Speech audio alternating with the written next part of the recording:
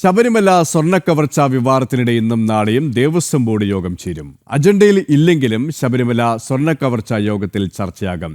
രാഷ്ട്രപതിയുടെ ശബരിമല ദർശനത്തോടനുബന്ധിച്ചുള്ള ക്രമീകരണങ്ങളും മുന്നൊരുക്കങ്ങളും യോഗം വിലയിരുത്തും.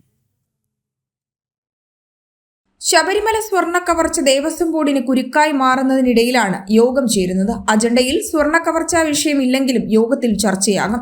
ദേവസ്വം ബോർഡിന്റെ ഈ ഭരണസമിതിയുടെ കാലത്തല്ല സ്വർണ്ണക്കവർച്ച നടന്നതെന്ന് പറഞ്ഞ് ഉത്തരവാദിത്വത്തിൽ നിന്ന് ഒഴിഞ്ഞുമാറാൻ ശ്രമിക്കുന്ന PS പ്രശാന്തിന്റെ നിലപാട് പൊതുമധ്യത്തിൽ അവമതിപ്പിനിടയാക്കിയിട്ടുണ്ട്.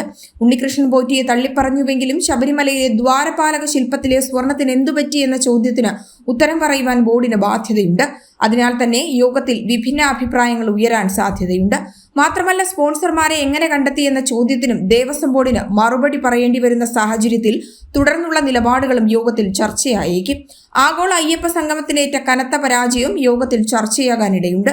സ്പോൺസർമാരെ കണ്ടെത്തുമെന്ന് പറഞ്ഞുവെങ്കിലും ദേവസ്വം ബോർഡ് ഫണ്ടിൽ നിന്ന് 3 കോടി രൂപ ചിലവാക്കി നടത്തിയ പരിപാടി പരാജയപ്പെട്ടതിന്റെ കാരണങ്ങളും ചർച്ചയാകുമെന്നാണ് വിലയിരുത്തൽ. ഭക്തരുടെ പങ്കാളിത്തം കുറയാനുണ്ടായ കാരണവും യോഗത്തിൽ വിമർശനങ്ങൾക്കിടയാക്കും.